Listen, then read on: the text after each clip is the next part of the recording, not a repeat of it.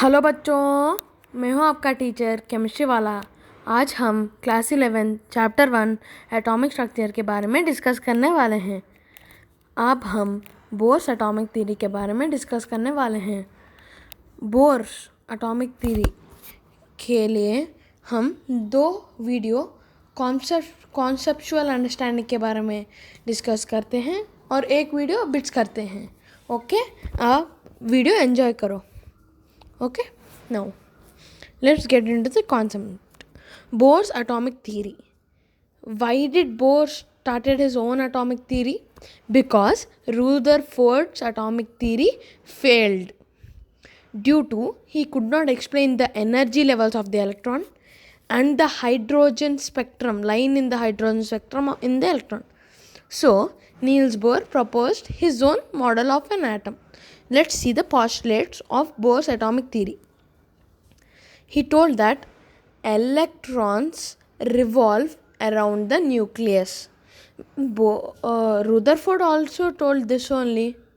But second postulate of Bohr was not told by Rutherford. Out of infinite number of possible circular orbits. What did I tell?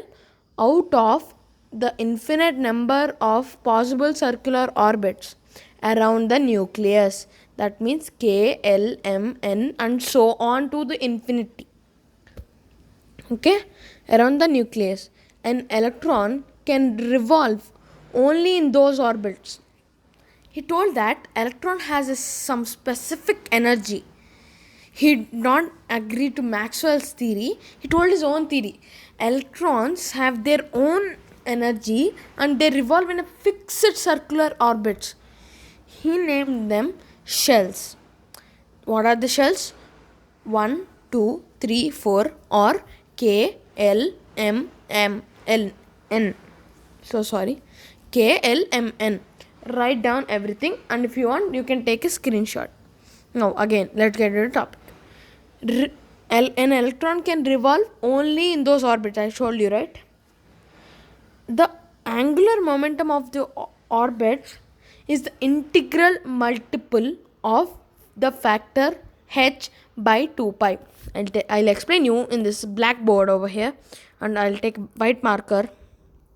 The color is white. Okay, h by 2 pi. Integral multiple, that means n. What is n? You may ask me the doubt. I'm so sorry about that. N is equal to the shell number 1, 2, 3, 4. K, L, M, N. Okay? This is what n is. If it's in the first shell, it will be 1h by 2 pi. It's in the second shell, it will be 2h by 2 pi. 2h by 2 pi. It's in the third shell, means 3h by 2 pi. N times of h by 2 pi. Now what is h by 2 pi? What is angular momentum? If you have studied angular momentum, if you have studied vectors or if you have studied mechanical properties of fluids, you know angular momentum, angular momentum is L, is equal to mvr. Now in chemistry, angular momentum is n into h by 2 pi. Okay, pi is not coming, right? So I'll write it down. Okay, no problem, right? 2 pi.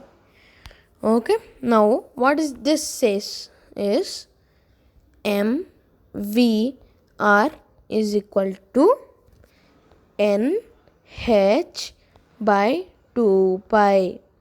Do you all understand this? Okay, now I'll explain you what mvrnh by 2 pi is. Here in this, here m is equal to mass of electron, mass of E minus. I'll write electron as E minus. Okay, and v is equal to velocity of the electron. I have told you what is the velocity of the electron. 2.16 into 10 to the power of 6 meter per second. Okay, now r, I'll write r now separately. r is equal to radius of the orbital. Radius of orbital. Orbit. Okay. N is equal to shell number. Shell, I'll write number as short form as NO dot. Okay. Now N is also called as, I'll write in another slide, right? N is also called as principal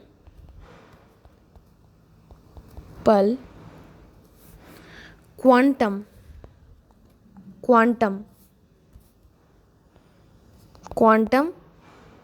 number.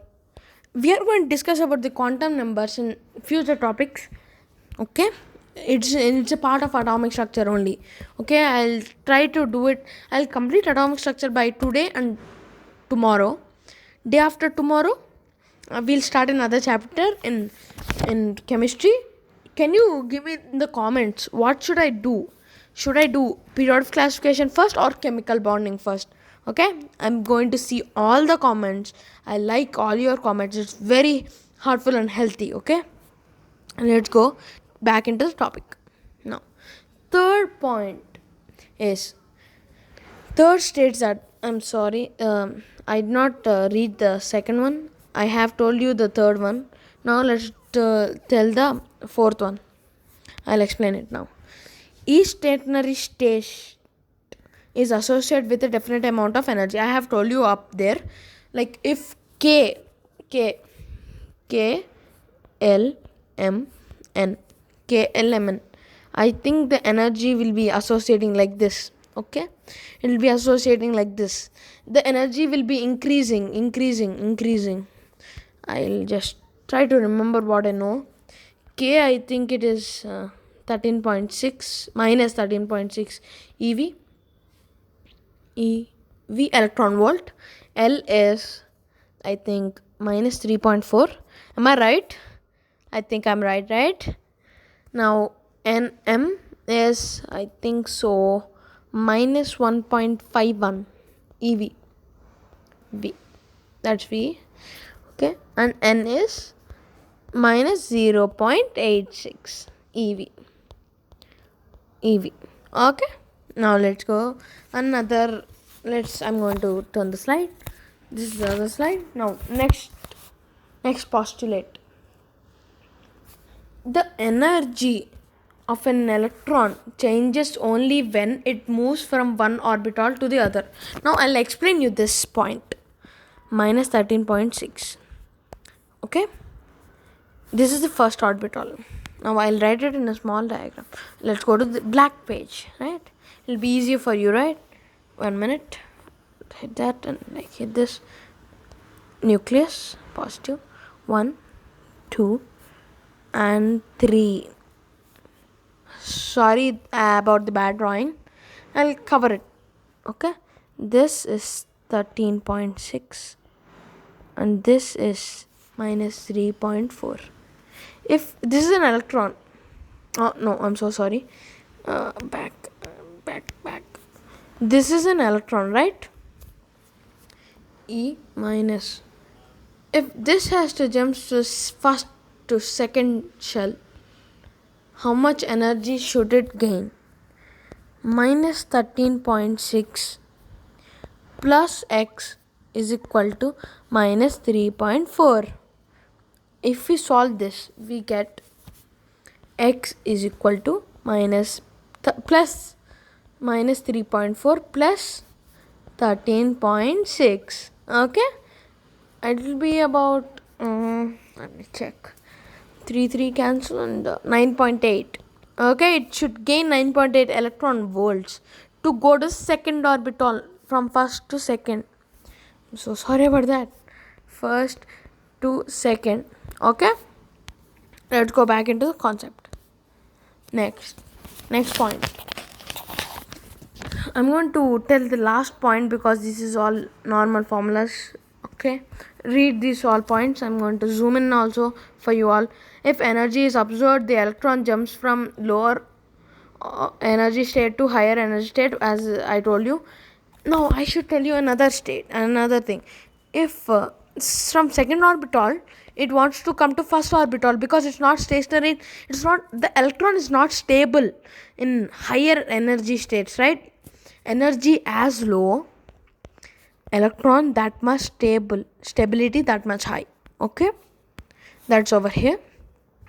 The change in the energy is given by the formula delta is equal to E2 minus E1 is equal to HW. This is a very important formula. Please note that formula down.